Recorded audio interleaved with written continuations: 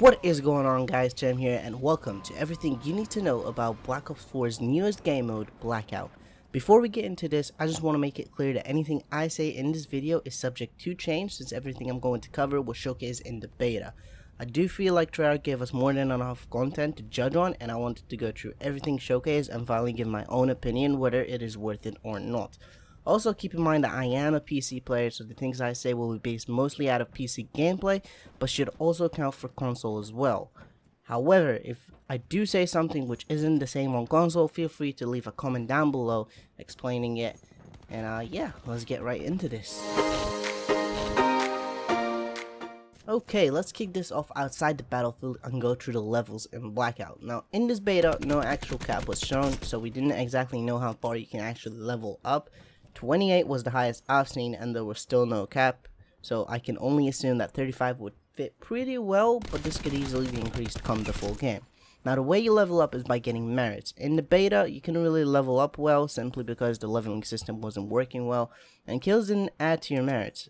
Now, there's 3 ways you can earn merits, and these are by getting kills, completing challenges which also weren't part of the beta, and also placing top 15 or higher.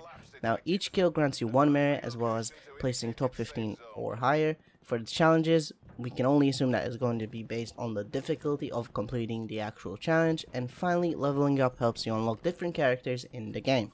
Onto the game mechanics, the beta started off with 80 players in game. However, towards the end they actually increased it to 100 players. Now, I can only assume that this is part of testing and hope that the full game will launch with 100 players. Now, keep in mind that Blackout is developed by one of the top dogs, right? So years of experience have went into creating it, as well as learning from the mistakes of other BR titles such as Fortnite and PUBG. Now, surprisingly, Blackout ran as smooth as any game could be. It felt great, it felt fresh, and with no connection issues, and for a beta, it honestly felt complete. Now, let's start with the movement. Blackout's movement is very fast compared to other BR titles. Now, you can move from different places in the map easily. You can always outrun the zone if it hit the second time, which is honestly great. Now, jumping in the map grants you 150 HP. And there's 3 ways to heal. Now, using first aids, medkits, or using trauma kits. Now, first aids give you 15 health, medkits give you 30, and trauma kit fills you up, as well as granting you an extra 50 HP up to 200. And you can only get this back by using another trauma kit. Now, despite having 200 health, armor is a must. You die extremely easy without armor, and it is a very important aspect to the game. Now, there's 3 types of armor in the game: level 1, level 2, and level 3, progressively increasing the armor's health and protection from bullets. Now, level 3 also decreases bullet damage by 65%, which I'm really hoping that they do decrease this come the full game. And it also decreases damage to the head, as well as adds resistance to equipment such as the 9-bang and the razor wire. One of the things I feel like Blackout definitely did right is the reviving system. Healing is fast, and so is reviving your teammates. Not a lot of people get this, but this decreases the overall match time by a lot and makes the game retain its fast pace. Now, you can revive your teammate in around 4 to 5 seconds, which instantly makes your enemies push rather than play slow, just because they know they would be in a huge disadvantage if they decide to not push. Now, staying on the game mechanics, something new to BR is the implementation of perks. These are items found as loot on the ground or in crates found around the map. I know on PS4 and on Xbox there was never any details around the perks that you were using, so players rarely knew the advantage of these perks. Using these perks give you a temporary buff of a minute or 2 depending on the perk, and since I know that not all perks were explained, all the perks are going to be shown on screen explaining their own buffs. Another important aspect to the game is the sound, and I'm going to show you an example here soon. Now, in Blackout, you can hear footsteps from quite far away, and you should use this to your advantage. I do know that on consoles, some people have said that you can hear your teammates' footsteps even more than your enemies, and this is the same on PC. That's something you should look out for. The map is great to distinguish this quickly with enough time to react, so that shouldn't be a problem. Now, as you can see, I'm in this building looting, and as soon as I hear footsteps potentially going inside the building, I just go on this fence, and when I feel like they're close enough, I jump down and take them out. Now, as you can see, my aim wasn't quite accurate because of the initial fall. However, you can clearly tell that they weren't prepared for this to happen, and that gave me the edge. Now, a unique feature added to Blackout is zombies and their accessories.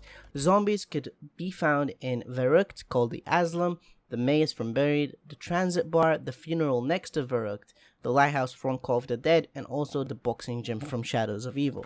Now, zombies are more of an annoyance rather than a threat in Blackout. They do 20 damage per hit and take around 5 shots to kill.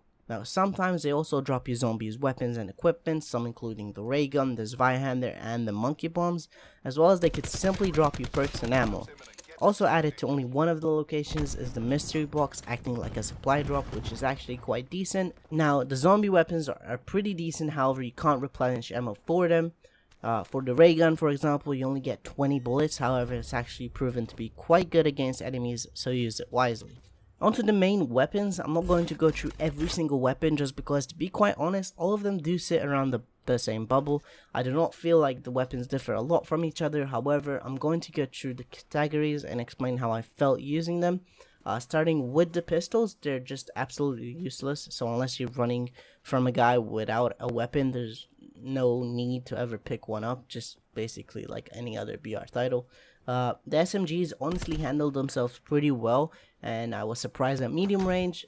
They obviously work best for close range, however in this category I felt like the MX9 was my favorite. The ARs are honestly quite comparable to the SMGs. Medium recoil for long range, that's where the difference comes in.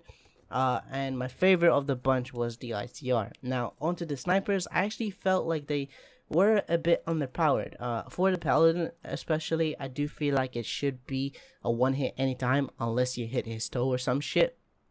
But yeah, it's probably still best to use them as a secondary.